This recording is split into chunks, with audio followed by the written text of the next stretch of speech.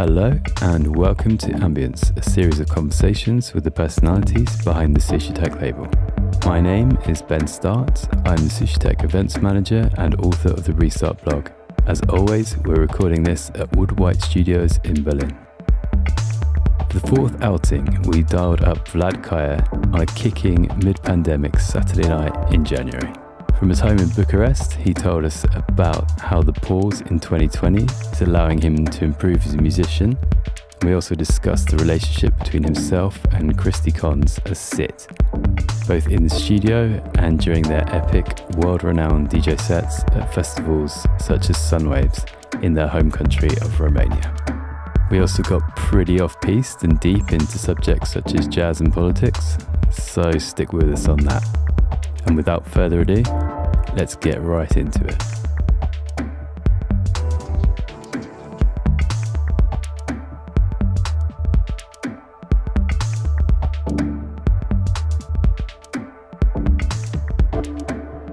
How's the sort of general mood in Romania and Bucharest been with the pandemic? In the beginning, it was paranoia, man.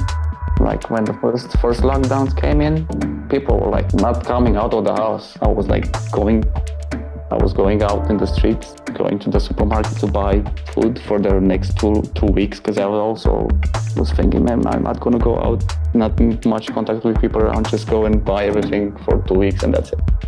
Yeah. And there weren't any cars on the road. And it's a big capital, like 4 million registered people, but I think there are more.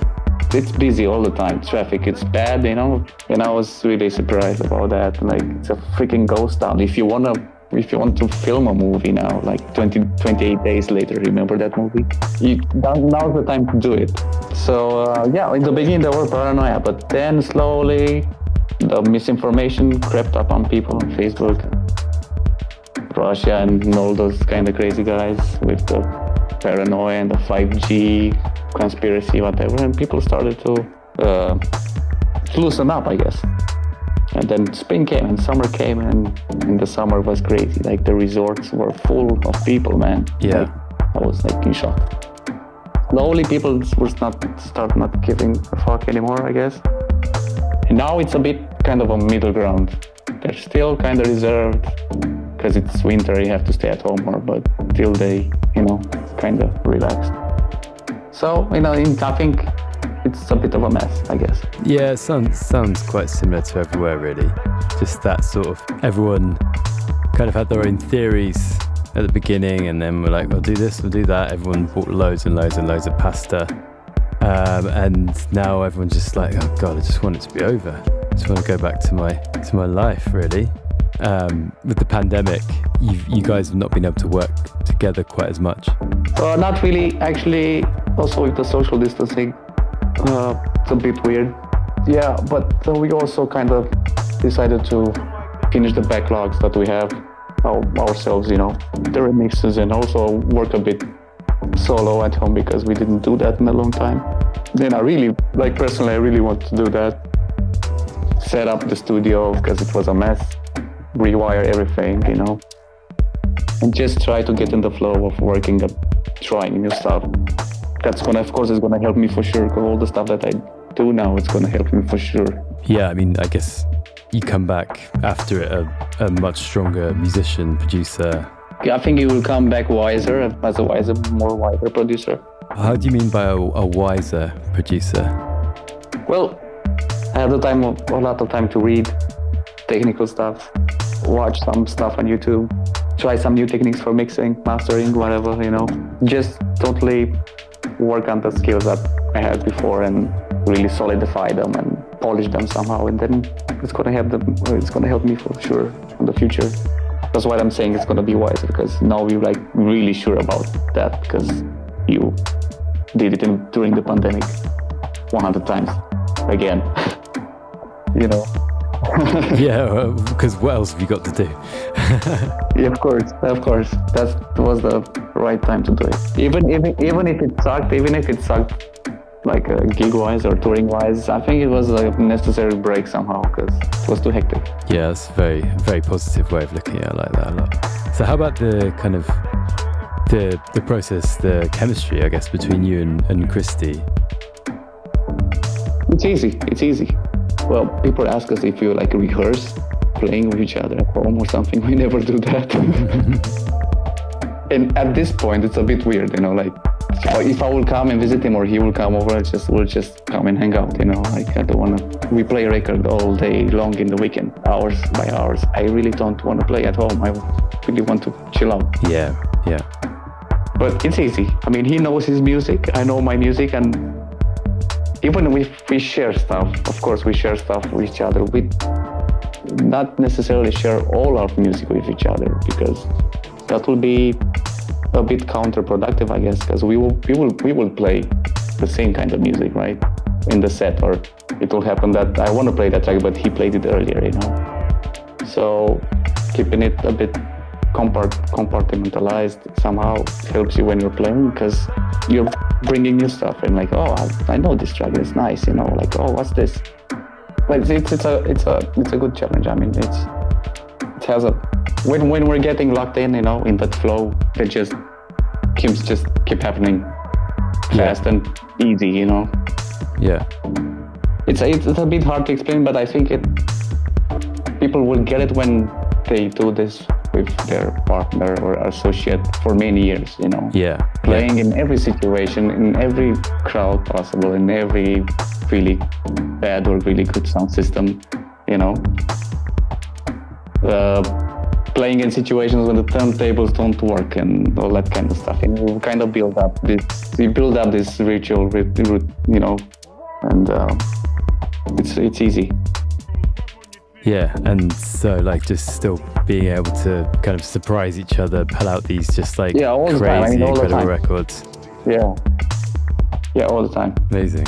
He played a crazy track, and I tried to play the edit that I did last week, even if it doesn't work. Nice. And I'm telling, man, I didn't want to play this, but whatever, change it fast. You know, like. Nice. Yeah, man, these things happen. We're like human, you know, we're not robots. Yeah. That's cool, man. That's really cool. Does it work like that in the studio as well?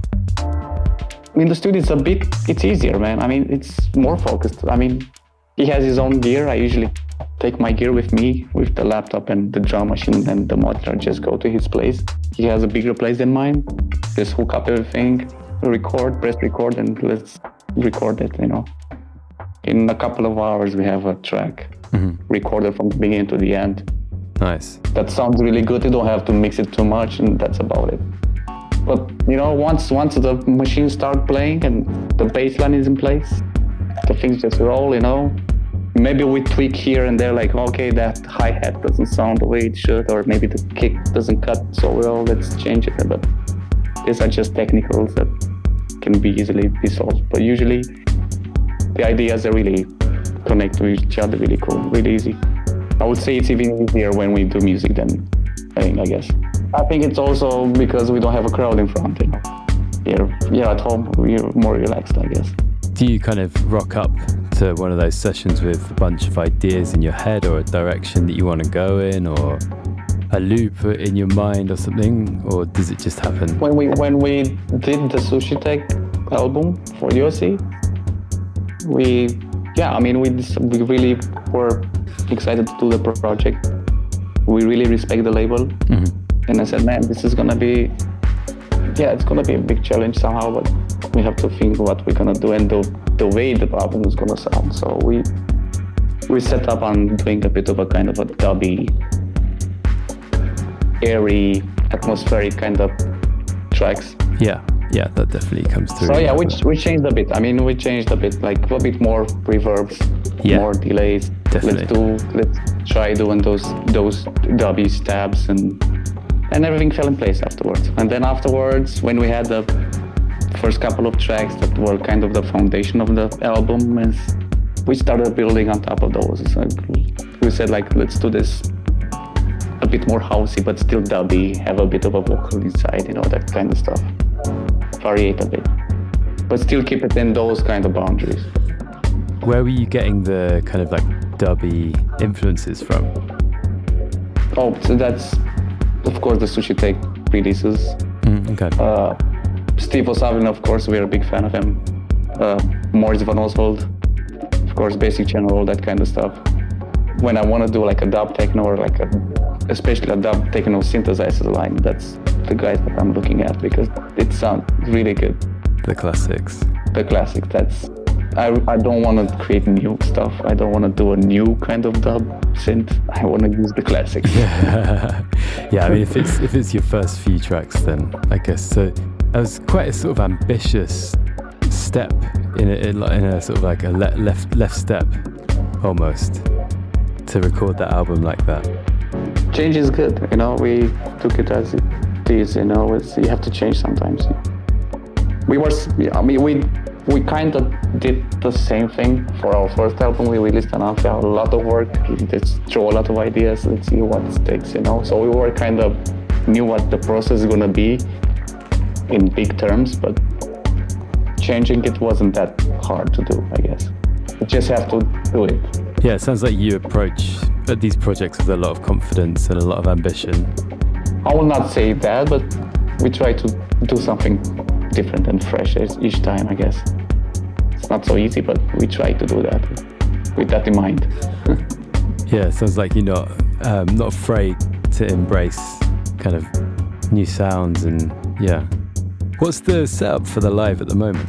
Cristi is taking care of the percussion section, drum machine, the Roland TR-8S, the old trusty Electribe, the EMX1 that we used on almost everything, even the albums, and it sounds really good live.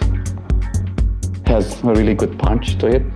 Misha is using his, Misha depends on what the venue is going to provide, because he's not taking the keyboard with him because it's quite big. But usually he's like a Yamaha motif for the main keyboard, and a MIDI controller that he uses to control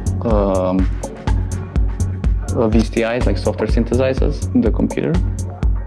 And I think in the future he's going to bring a small Korg Monologue, I think, keyboard with him, just to do synth lines on top. And I'm taking care of the rest of the stuff, bass lines. I'm bringing the Sub 47 sometimes with me, I mean most of the time, to do bass lines on the fly and arpeggios and all kind of wacky stuff. And also I have a computer that's running Ableton that it's synced to everyone, and I have loops going on in the background. Everything that's needs to be run, like samples and voices and effects. And also I have like a small keyboard that I run some software synthesizers in the computer to complement Misha when I'm playing. That's about it. It's not big. We like to keep it really compact somehow. Do you have a tour manager? Not really. We just have the booking agent, and that's about it. We manage ourselves. We just carry the cases, go to the venue, do the sound check. That's about it. I mean, we don't actually need for now. Yeah. That the hardware live electronic set is just such a labor of love. And I don't trust anybody else hooking up my stuff. I really want to be there and hook it up with my own eyes. We had situation, and I had a situation when we were supposed to play live, and my MacBook power adapter just crashed on me. Oh man! It's an older Mac, of course. Nobody has one around, and I was so nervous. But actually, I just played with it on battery 1 hour and a half. It worked, and I said, "Thank God." Yeah, no. I mean, sort of having been part of the organisation for live and sets. And now I have like 2 adapters with me all the time, just in case. Yeah, of course, but you don't do that twice, right? Just the pure anxiety of watching your battery countdown. Yeah, just try to minimize the battery usage. Turn down the lights, turn down the monitor. Yeah, turn off those keyboard lights. You don't need them anyway. But Macs are good. I use both. I use both PC and Mac. I use PC at home. I'm a PC guy actually. But Mac for touring, I think it's good because they're well made, metal made. They scratch, they bend, whatever, they still work. you can take a Mac to an after party and they'll probably survive, whereas a PC... Probably people are doing that for sure. I mean, I've seen those guys. What do you like listen to reference your tracks with? Do you ever find yourself referencing live bands for your studio work? I mean, of course, because you listen to that kind of stuff and you like what they do. Try to implement some of those ideas in a way, you know? Like, you know, let's do a track, let's jam, and then have a part where you do like a solo section, like in live concerts, you know. Especially in jazz concerts, they do this crazy. They take turns on doing solo sections in a track. The pianist or the upward bass player, or maybe the drummer, you know, it's crazy. And we try to do that, of course, as well. Also when we record and also when we play live. Yeah, amazing. Yeah, because with jazz, it's kind of like the players kind of talk to each other through their melodies. Oh yeah, that's you can learn a lot of stuff from the way they communicate as well.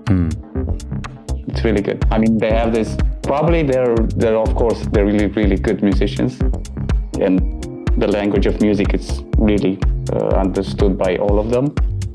But also, I think they're like rehearsing, and then you know they just know what to do right on time, and they don't miss a second. It's crazy. No, it's insane.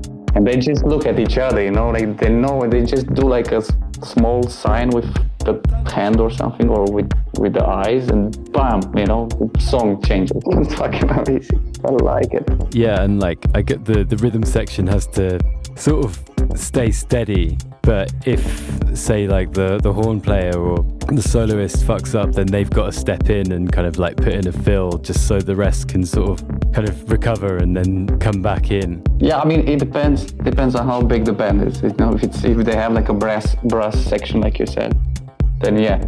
But if you have like just a 3-piece band, then it's, you know, you could, if the drummer is really good, you can feel that actually he is tight, but he's doing it on purpose to, you know, make the tempo not seem tight or make it more liquid somehow. But they're still on time, you know, that's the thing. I don't know how they do it. It takes years, I guess.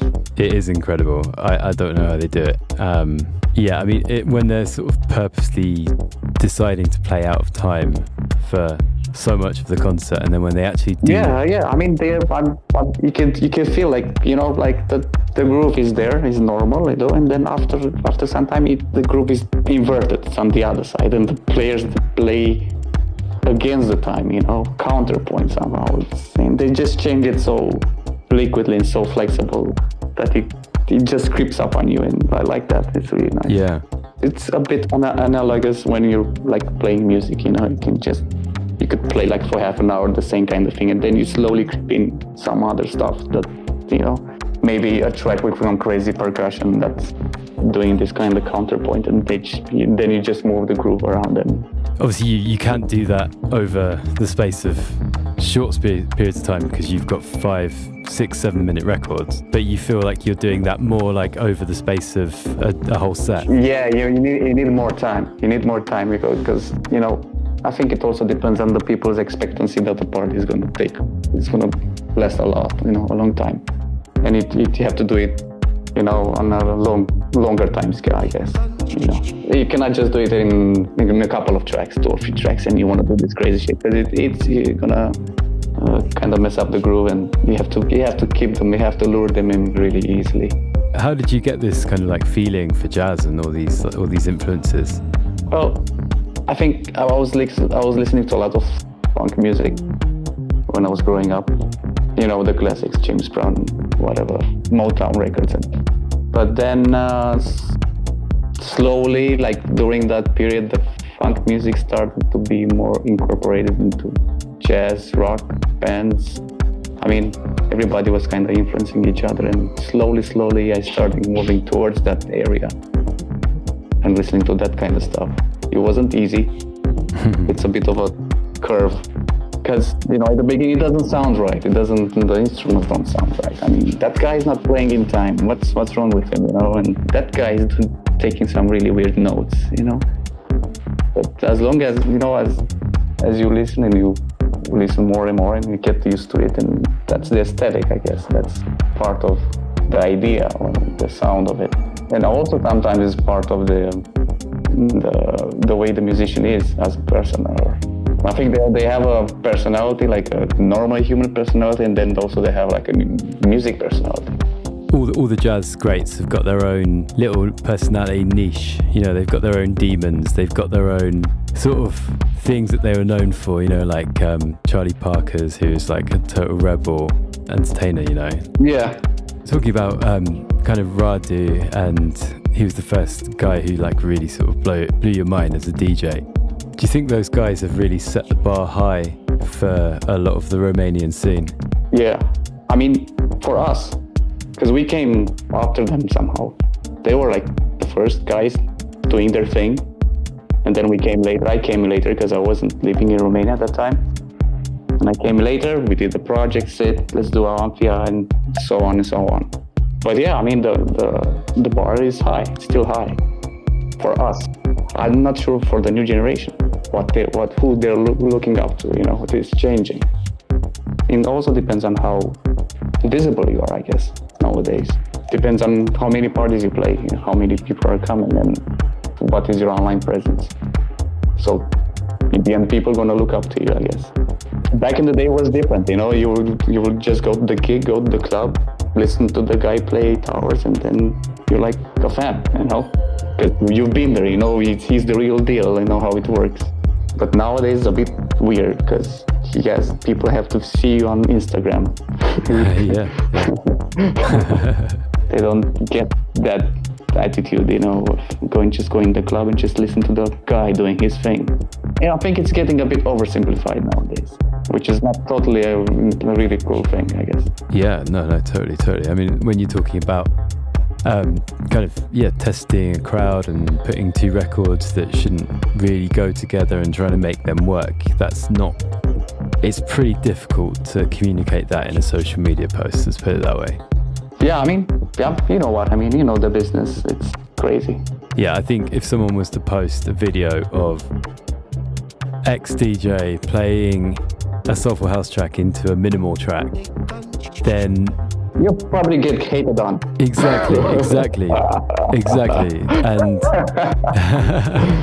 And like most of that room in that video is just going to be like, what on earth's going on here? But there'll be a few people who get it, and they'll really get it, and they'll totally understand what you've done They're gonna laugh. I mean, it's kind of it's a bit of a trolling thing, They're gonna get like, this cheeky motherfucker, like what the fuck are you doing? Yeah, totally. It's a party, man. It's a party. It's supposed to be fun, right? Let's not just take it so serious. Yeah. No, that's totally true, man. That's totally true. That's the way it should be. A video has to be a certain intensity. It's got to be hands in the air. It's got to be this. It's got to be that. And yeah, it's everywhere around us, man. It's like on TV. It's the same oversimplified stuff going on.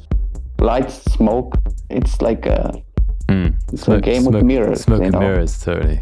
Smoke and mirrors, man. Exactly. So talking about the kind of like visual effect, we talked a little bit early on about the artwork of the label, which is always really, really impressive. You've got your own art director in? Yeah, we have our own friend his name is Claudiu Ștefan. He's a professional designer. He worked in printing presses. He's like totally nerd about this stuff. It's such a crazy industry. I'm like really amazed.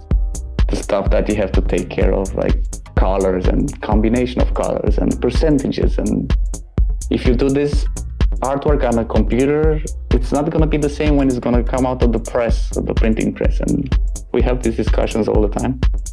It's really interesting. But yeah, he's been with us since the beginning. He designed the logo, the visual identity, I would say.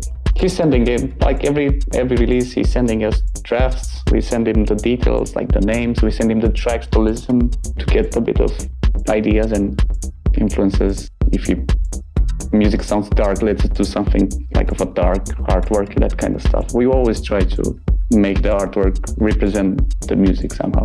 I think that kind of sets you apart a little bit from the rest of the scene. I think so. I don't know. I mean, there are some people that don't take care so much of the artwork. I mean, but it's understandable. You need a good designer. You have to be on the same frequency. You have to be on the same bass, right? Not like, no, I want to do it like this. You know, let's find a middle ground so everybody's happy. And it's also expensive, right? Yeah, totally. Especially like we have our own distribution here, and we are hands-on in this process from the beginning until the end. We're not using any deals or whatever, so it gets expensive if you're pressing lots of copies and if you want really glossy colors or whatever. So maybe that's one of the factors as well for other people not putting that much effort into it. And also, I think it's like Yossi is doing with Sushitech. They have a constant kind of idea of the artwork, right? That's gonna work for years and years. Mm-hmm. Yossi has it on Sushitech as well. That's why I like it. It has its own identity, you know. It has the logo. It's black and white. I like it. It's good stuff. Also, like, I mean, for us it's fun, you know, but also we try to make it fun for him, you know. Yeah, that's the same with Yossi and with Carrie actually. Like they both vibe off each other and like really push each other, and it becomes a creative process in itself. What are you guys missing about touring, do you think? Like if I think about it now, it's like changing the scenery. Yeah. Right. Because usually, I mean, when we tour, we just pop on a plane, get there, land, go to the hotel, sleep a few more hours because we're tired, have a dinner, go play, go in the hotel, go home, you know, that's about it. It's not, but at least we have a bit of a break from scenery. Yeah. And of course also playing, of course. Yeah, kind of connecting with new crowds and new people. And connect on the crowd like friends, I guess, because we have friends all over. And also playing, because, you know, if you don't play for a long time with a crowd in front, it's difficult. Who are you looking forward to reconnecting with in Europe, apart from Yossi? Of course. I want to see him play and stay with him in the backstage. Yeah. But yeah, seeing friends, seeing our, they're like also producers and DJs, and I'm really curious how they coped with this period. We kind of lost touch a bit, you know. Everybody, I think, is trying to cope with it as in their own way. And also seeing my friends here in Romania, you know, because we didn't also keep much in contact with our friends, DJs as well. We just seen some. I've just met some people here and there, and they look good, but you know, everything's shut down. I guess everybody's shut down. Yeah. How do you think the club scene's going to be affected there? Frankly, I don't know. I mean, they're talking about reopening guest house in another place, so it's gonna be a new place. We'll see how it's gonna work.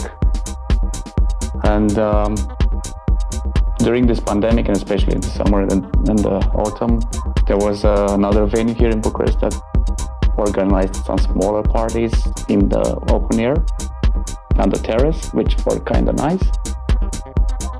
So yeah, that's about it. I mean, there weren't so many clubs, pretty good clubs before in Bucharest besides Guest House and maybe another one that I don't even know, but maybe there is.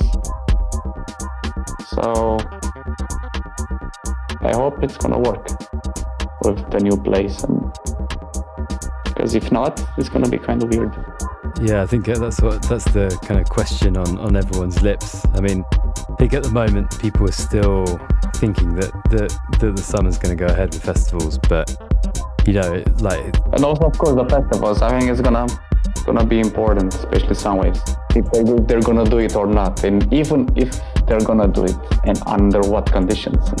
Because if it's I mean, for me it's still creepy, you know.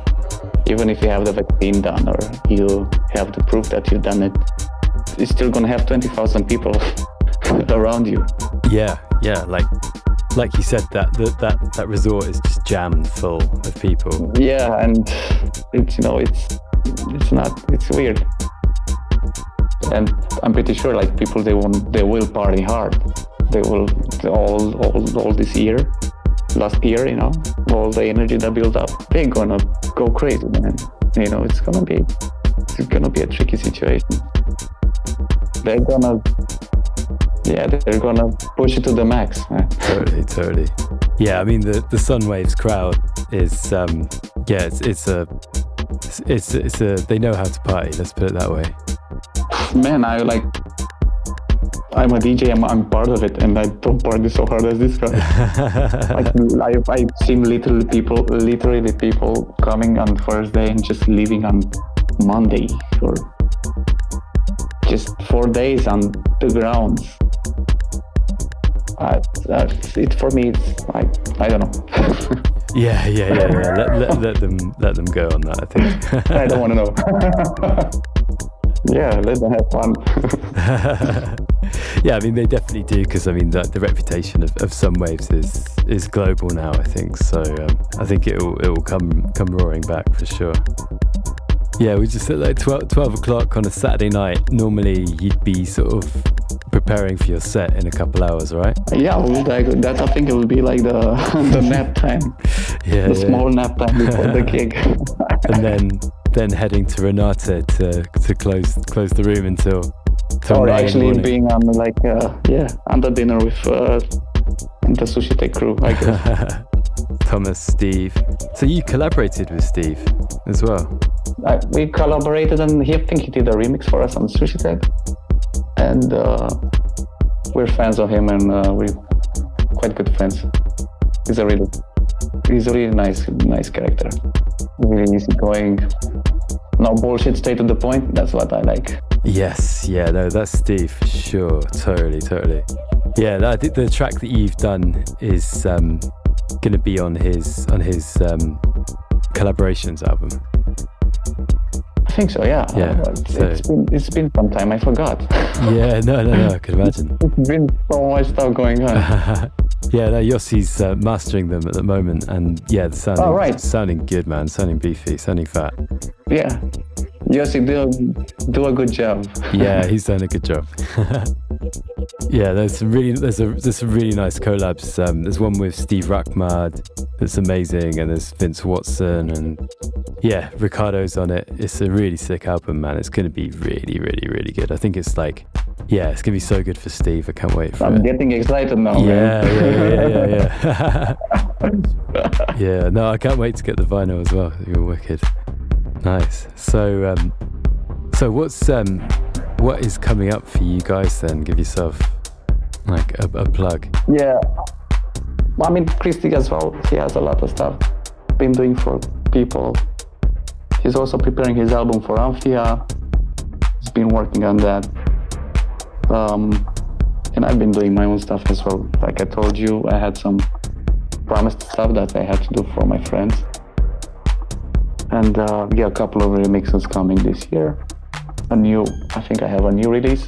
I have a new release coming with 3 tracks for some friends of mine. I'm not going to say any details now. I'm just All right. I'll have to look out for that then. Yeah, I mean, just keeping vinyl alive is very important for sure. Yeah, I mean, I'm a big fan of vinyl. I don't play that much vinyl, to be honest, but I have my collection here, and I like to hold it in my hand. It's a product, man. You can have a print, it's like a book, That's what I like about it.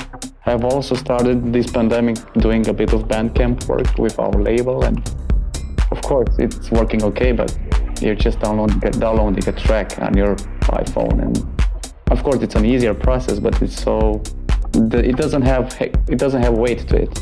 Just press play on the library and that's it. Yeah, that's true. I think Bandcamp though, they've kind of hit on a way that no one else has managed to do to kind of like replicate the community feel of an actual record shop though, that's something that I'm always really impressed by. Yeah, I mean they've been doing it since the beginning with all the indie stuff, right?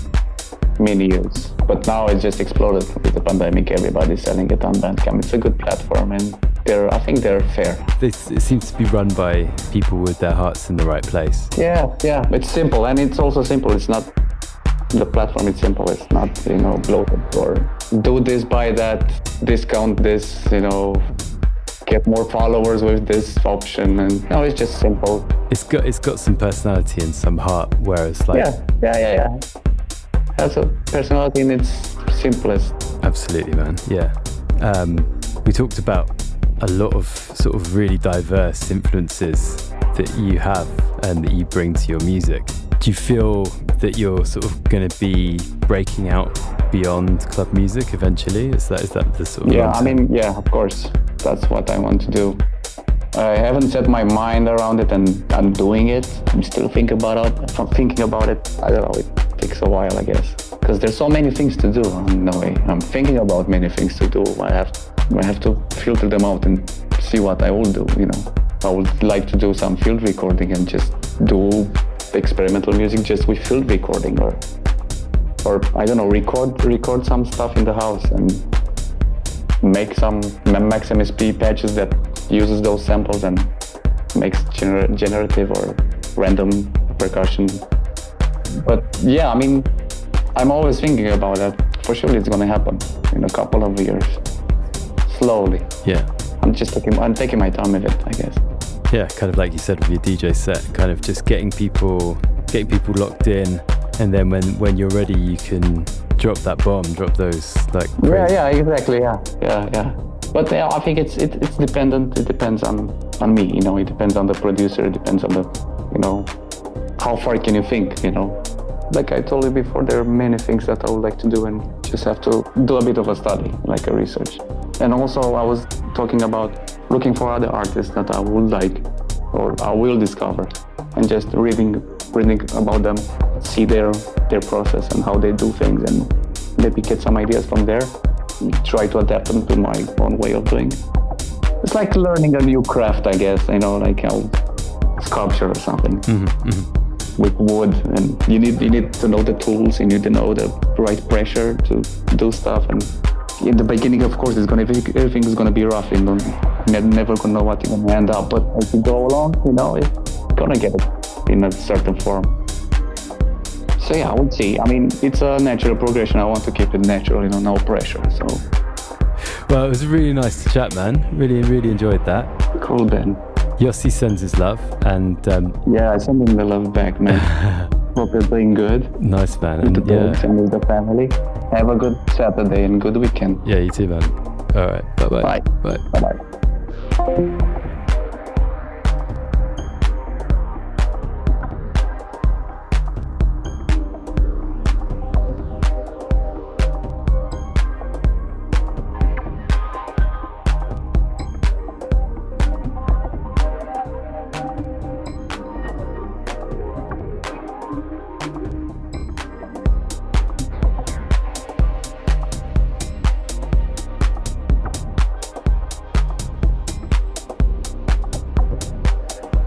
Thanks so much to Vlad there. It was great to reflect and enjoy a Saturday night chat when we'd normally be out in the clubs. We got pretty deep in the jazz chat there, which was super, super fun, and hope you enjoyed it as much as I did. Sounds like there's some amazing new music coming from their stable, so watch out for productions from Vlad, Sit, the label Amphia, and the live actor Morph. These guys are going to be a huge part of the next run of Fluero parties, and I can't wait to be on the dance floor when that actually happens. Hopefully with some of you out there. And thanks so much for listening to this episode of Ambience. Keep an eye on the Elements page for more episodes very soon. And until next time, goodbye.